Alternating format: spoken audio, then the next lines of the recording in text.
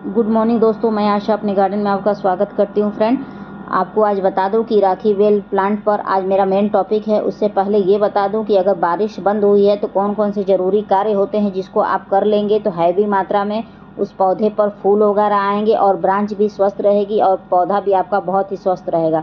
यह कार्य बहुत ज़रूरी होता है करना हर प्लांट के लिए, चाहे जो भी प्लांट हो। तो अगर आपने नहीं किया है तो प्रॉपर तरीके से कर लीजिए। उसके बाद मैं एक घर की बनी हुई खाद आपको बनाकर दिखाऊंगी, जो घर से ही निकलने वाली चीज़ों से बनती है, निकलने वाले पौधों से बनती है। तो चलिए बिना देर किए चलते हैं। और ये चलते चलते ये देख लीजिए कि मेरी कलियां कितनी बिग साइज़ की हैं, मेरे उस पर आई हुई हैं राखी बेल पे। तो आज राखी बेल पे ही मैं आपको फर्टिलाइज़र डाल के दिखाऊंगी। तो बता दूं कि कौन कौन से ज़रूरी कार्य होते हैं जो करने हैं। तो चलिए बिना देर किए मैं चलती हूँ और आपको दिखाती हूँ फ्रेंड। तो मेरी वीडियो में बने रहिएगा। तो सबसे पहले आप मिट्टी की खुदाई करिएगा। मिट्टी की खुदाई करने से ये होता है थोड़ी सी मिट्टी ढीली हो जाती है और जो भी एक्स्ट्रा जड़ें रहती हैं वह टूट कर निकल जाती हैं। जब एक्स्ट्रा जड़ें टूट कर निकल जाती हैं तो पौधा बहुत अच्छे से विकास करता है और पौधे की जो जड़ें हैं वह अच्छे से ऑक्सीजन भी थोड़ी पा जाती हैं। तो जब अच्छे से ऑक्सीजन पा जाती हैं तो पौधे का बहुत अच्छे से विकास वगैरह होता है। तो मानसून के बाद सबसे पहले ये काम करना है कि खुदाई करके जो भी एक्स्ट्रा जड़ें हो निकाल दे। तो देखिए कितनी जड़ें निकली हैं मेरे इस पौधे से। उसके बाद जो भी पौधे पर खराब पत्तियां हों, पीली पत्तियां हों, सबको तोड़ के निकाल देना है। जब बारिश बंद हो तो सबसे पहला काम ये भी करना है, ज़रूरी होता है, क्योंकि ये जो भी आप खाद वगैरह डालेंगे वो एक्स्ट्रा एनर्जी ले लेती हैं। तो आज मैंने अपने गार्डन में ढेर सारे प्लांट की कटिंग की है, क्योंकि ये सब बारिश में ख़राब हो गए थे। तो जो भी आपको लगे कि ब्रांच ख़राब हो रही हैं उनकी कटिंग कर दीजिए और जो भी पत्तियां पीली हो गई हैं उनको आप निकाल दीजिए, या पौधा जो सड़ रहा है गमले में उसको भी हटा दीजिए, क्योंकि वह फंगस का काम करेगा, फंगस उत्पन्न करने का। उससे फंगस जब उत्पन्न करेगा तो पौधा आपका जो भी है ख़राब हो जाएगा और कोई भी आप खाद डालेंगे तो सूट नहीं करेगा। उसके बाद जो भी खरपतवार आपके गमले में गिरा हो उसको भी निकाल के फेंक दीजिए, क्योंकि इस समय खरपतवार का रहने का मतलब होता है फंगस का आना। तो फंगस से बचाने के लिए बहुत अच्छे से खरपतवार, घास ओस जो भी हो उसको निकाल के फेंक दीजिए और मिट्टी की प्रॉपर तरीके से खुदाई करके और थोड़ी सी धूप उसको अच्छे से दिखा लीजिए। धूप दिखाने के बाद ही उसमें अगर कोई खाद डालेंगे तो वह खाद सूट करेगा।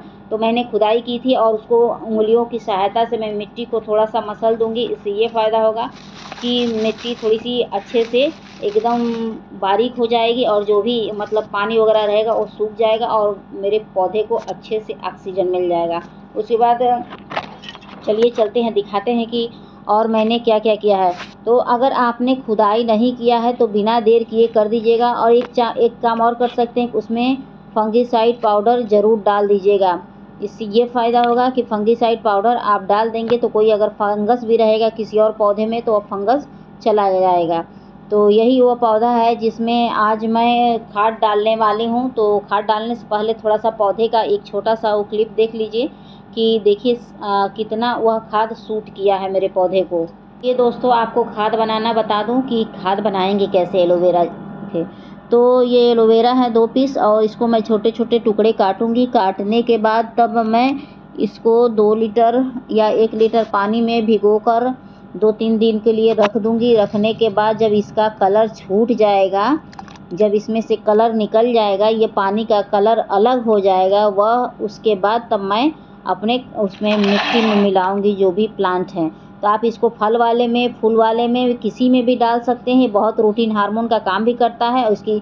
हाँ, एक चीज़ और बता दें कि इसको डालने से न्यू जड़ों का निर्माण होता है। जब न्यू जड़ों का निर्माण होता है तो पौधे अच्छे से विकास करते हैं, उसी पौधे पर फल फूल वगैरह आती हैं और उसी पे कलियाँ वगैरह आती हैं।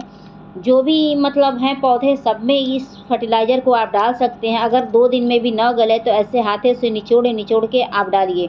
और एक काम और कर सकते हैं, चाहे तो आप पौधों को ऊपर से भी छिड़काव कर सकते हैं, लेकिन मैं मिट्टी के अंदर डालूंगी क्योंकि थोड़ा सा ये फंगिसाइड का काम भी करेगा और मेरे पौधे में जो भी समस्याएं रहेंगी दूर हो जाएंगी।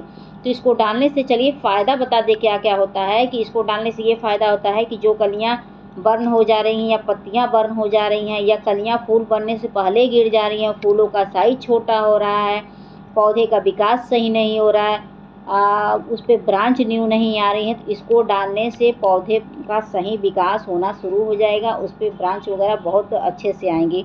तो खाद डालने से पहले इस तरीके से मिट्टी की खुदाई कर लीजिएगा। खुदाई करने से होता है मिट्टी ढीली हो जाती है।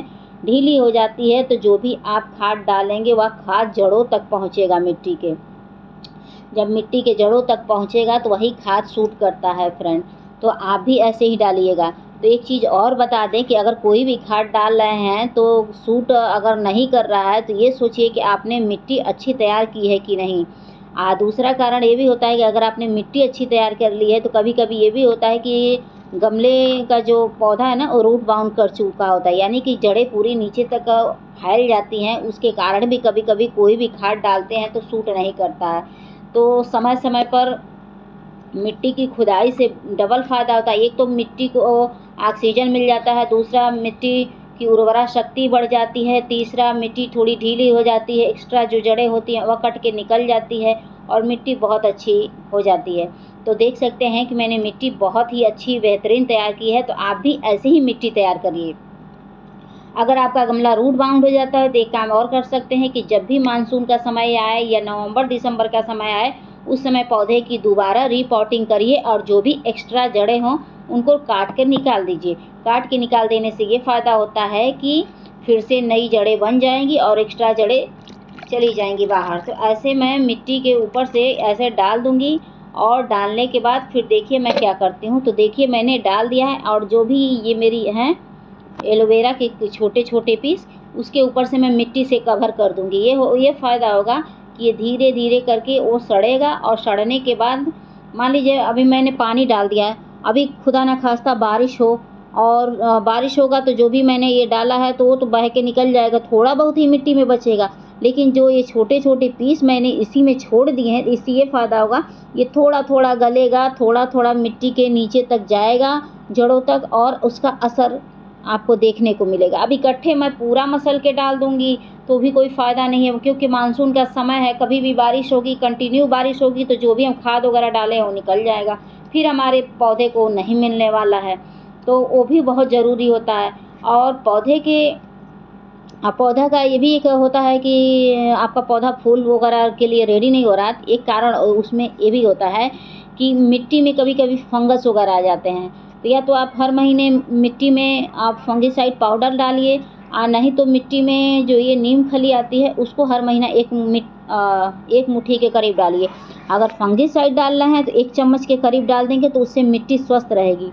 तो या फल वाले पौधे हों या फूल वाले हों तो मिट्टी का स्वस्थ होना भी ज़रूरी है। सिर्फ फर्टिलाइज़र डाल देने से नहीं होगा, थोड़ा थोड़ा मिट्टी को भी स्वस्थ करने के लिए वाला खाद वगैरह डालना पड़ता है, जैसे नीम खली, फंगिसाइड हुआ या ये नीम आयल हुआ तो वो भी मिट्टी में डालते रहिएगा।